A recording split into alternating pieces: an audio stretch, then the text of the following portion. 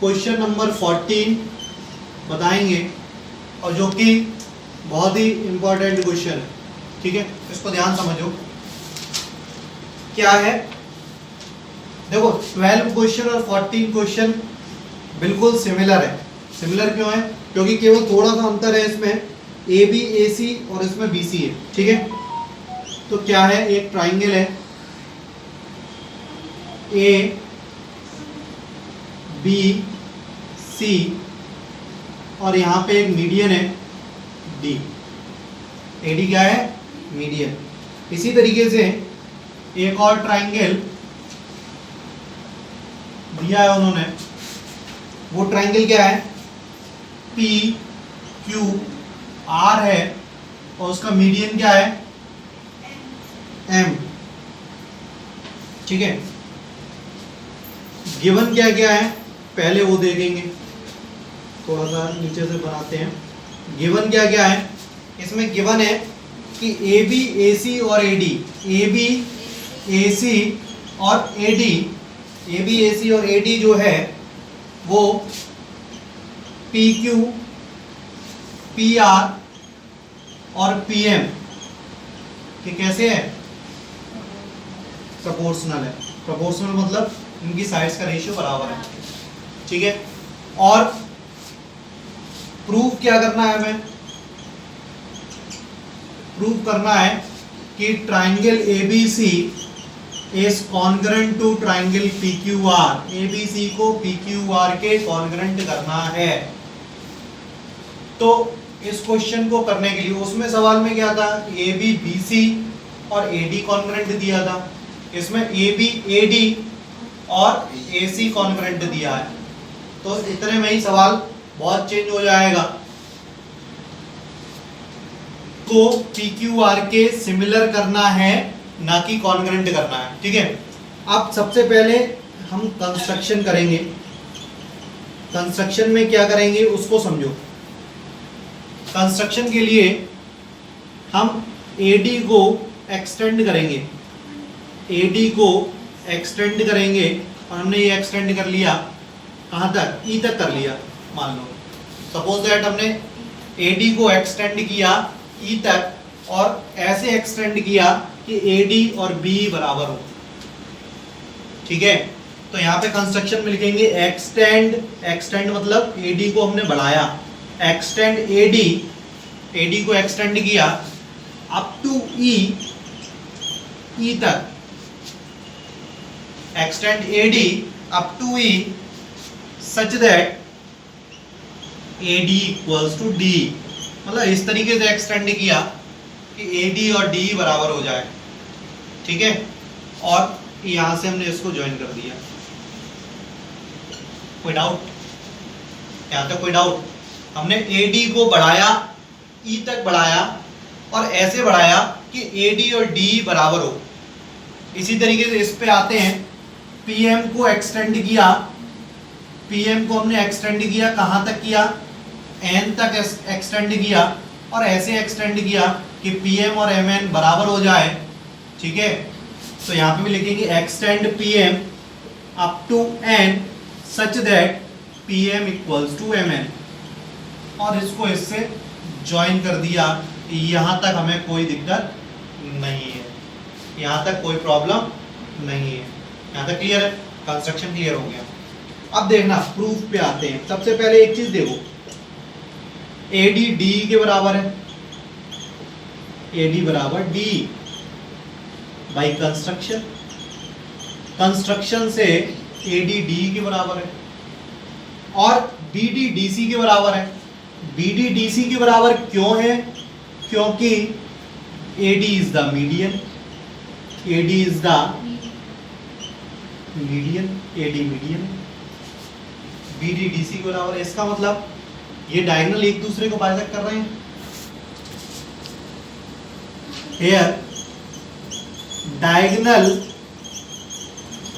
bisect each other, diagonal bisect each other, so ABEC is a parallelogram, so ABEC is a parallelogram. ABC एक parallelogram हो गया, कोई doubt? Similarly PQNR is a parallelogram. Similarly, PQNR is a parallelogram. ये दोनों एक parallelogram हमने prove कर दिए, यहां तक कोई दिक्कत? ये पैरेललोग्राम हो गए। हमने क्या प्रूव कर दिया कि ABEC और PQNR एक पैरेललोग्राम हो गया, यहां तक कोई दिक्कत नहीं है। और पैरेललोग्राम में क्या होता है, अपोजिट साइड्स पैरेलल और इक्वल होती हैं। इन्हें parallelogram opposite sides are equal and parallel. तो हम लिख सकते हैं कि AC और BE बराबर होगा, और इधर PR और QN बराबर होगा। क्यों? रीजन लिखो, इन्हें parallelogram opposite sides are equal. Parallelogram में अपोजिट साइड्स इक्वल होती हैं। अब देखो जरा, अब जो गिवन है उसको ले लो। गिवन क्या है? AB अपॉन PQ बराबर AC अपॉन PR और बराबर AD अपॉन PM, यही गिवन है ना? AB अपॉन PQ बराबर AC अपॉन PR बराबर AD अपॉन PM। कोई दिक्कत? ये तो गिवन है। अब देखना है यहाँ पे कि AB अपॉन PQ को तो AB अपॉन PQ लिख सकते हैं, AC को क्या लिख सकते हैं? BE लिख सकते हैं, PR को क्या लिख सकते हैं?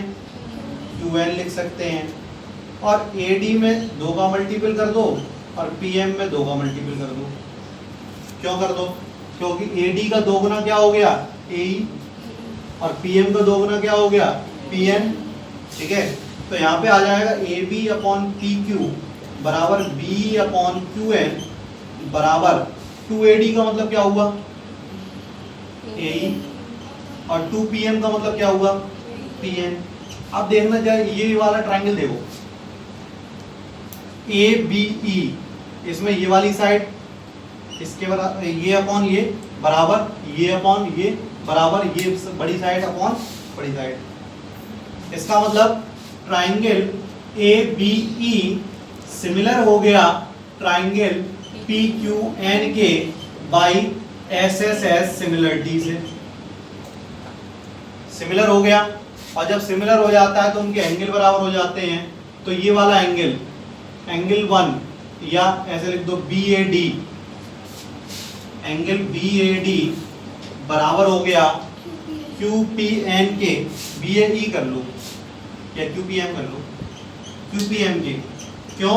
By CPST। अब ये वाला एंगल इस एंगल के बराबर हो गया।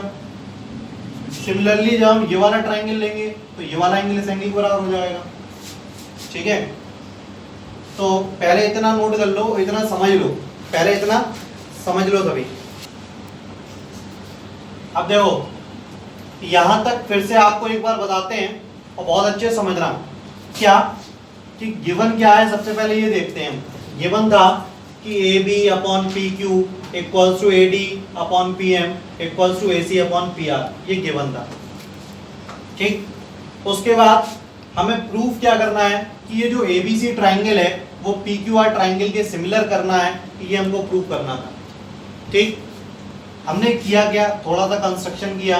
कंस्ट्रक्शन में क्या किया, AD को एक्सटेंड किया E तक, और ऐसे एक्सटेंड किया कि AD और DE बराबर हो गए। इसी तरीके से PM को एक्सटेंड किया N तक, और ऐसे एक्सटेंड किया कि PM और MN बराबर हो गए। यहाँ तक हमें कोई डाउट नहीं है। अब देखा आपने कि AD और DE बराबर है, और BD और DC बराबर ऑलरेडी है, because AD is a median. तो जब डायगोनल एक दूसरे को बाइसेक्ट करते हैं, तो डायगोनल किस में एक दूसरे को बाइसेक्ट करते हैं? पैरेललोग्राम में। इसका मतलब ABEC एक पैरेललोग्राम हो गया, ABEC एक पैरेललोग्राम हो गया। इसी तरीके से PQNR एक पैरेललोग्राम हो गया। यहाँ तक हमें कोई दिक्कत नहीं है, यहाँ तक कोई दिक्कत नहीं है। अब आगे बढ़े। जब ये पैरेललोग्राम है तो इसकी अपोजिट साइड्स इक्वल होंगी। इसका मतलब AC BE के बराबर होगी, और पी आर क्यू एन के बराबर होगी। ए सी बी के बराबर होगी और पी आर क्यू एन के बराबर होगी। यहाँ तक भी हमें कोई दिक्कत नहीं हुई। ठीक, आगे बढ़े। जो गिवन था उसको हमने लिख लिया, जो गिवन था उसको हमने लिख लिया। और लिखने के बाद ए सी की जगह हम क्या लिख सकते हैं, बी लिख सकते हैं, और पी आर की जगह क्या लिख सकते हैं, क्यू एन लिख सकते हैं। और यहाँ पे ऊपर नीचे दो का मल्टीपल कर दिया। क्यों कर दिया, क्योंकि 2AD क्या हुआ, AE हो गया, और 2PM क्या हुआ, PN हो गया।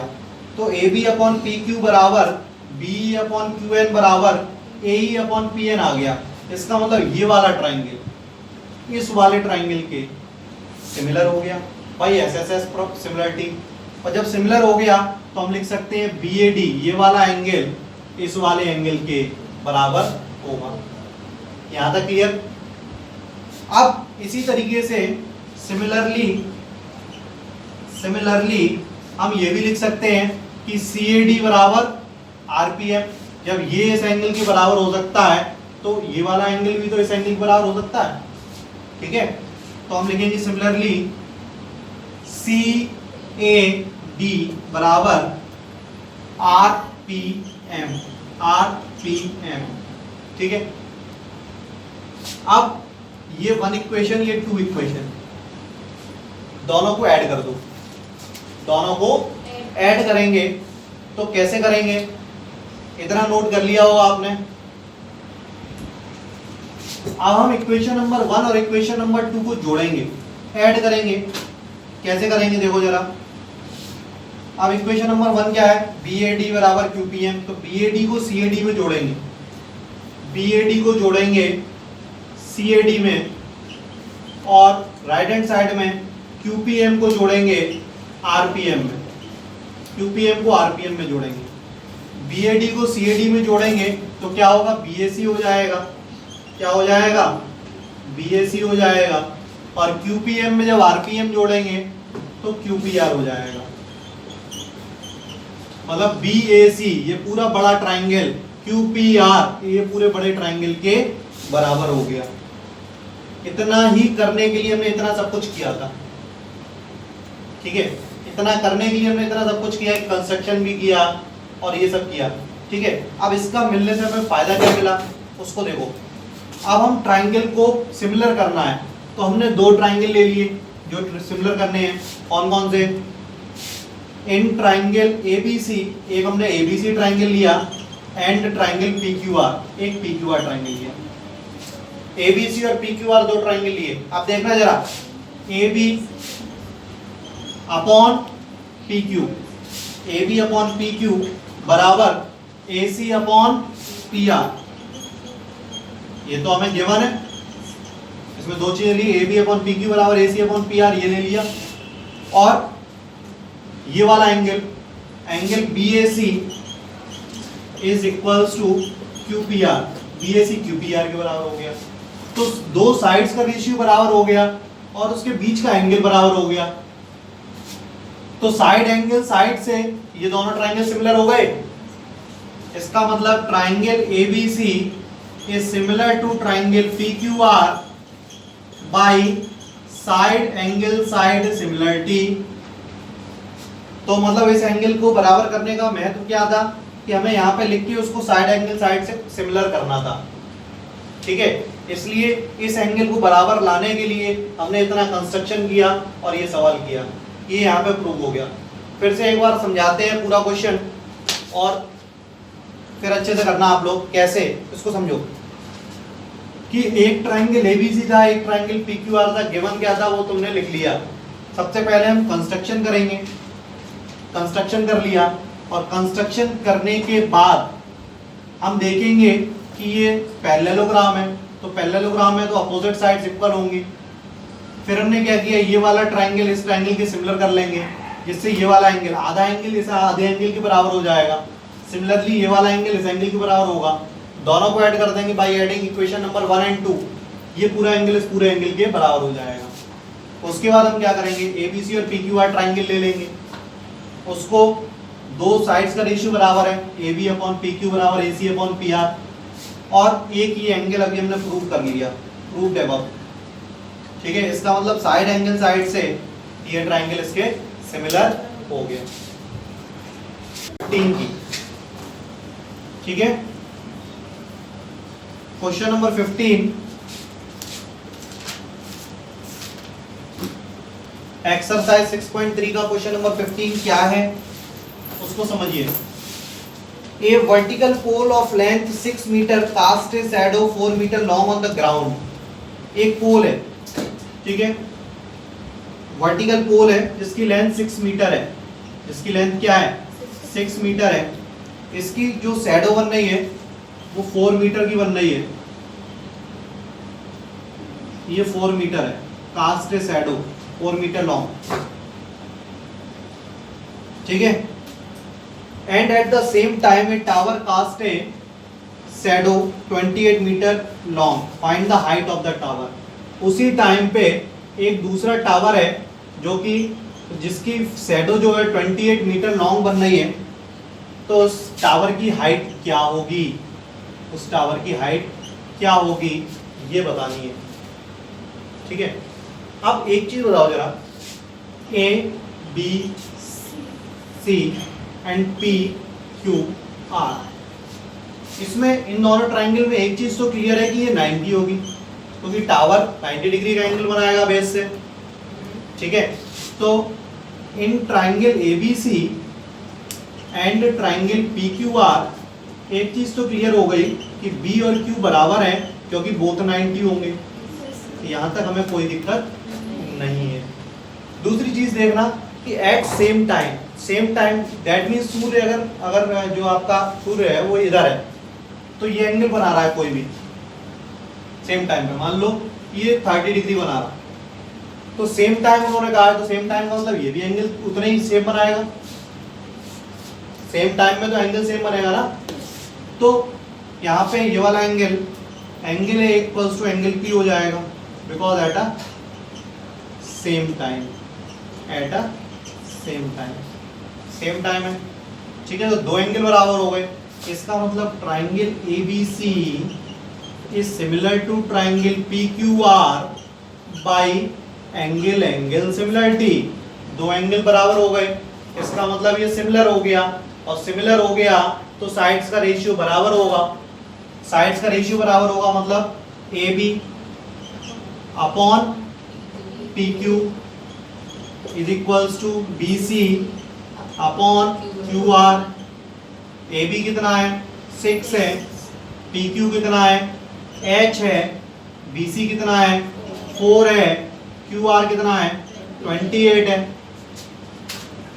तो ये 7 टाइम्स कटेगा, तो H इक्वल्स टू क्या आ जाएगा 7 6 42, तो 42 मीटर इसकी हाइट निकल आएगी। सिंपल था, कोई दिक्कत तो थी नहीं। इसमें क्या था, ट्राइंगल को सिमिलर करना, तो सिमिलर करने के लिए 90 है, और at a same time angle is same, that means this angle is equals to this angle, that means this triangle is similar to this triangle. अब ये ट्राइंगल सिमिलर है तो उनकी साइड्स का रेशियो बराबर होगा, that means 6 upon H equals to 4 upon 28। तो जब इसको कैलकुलेट करेंगे तो H की वैल्यू 42 आ जाएगी, ठीक।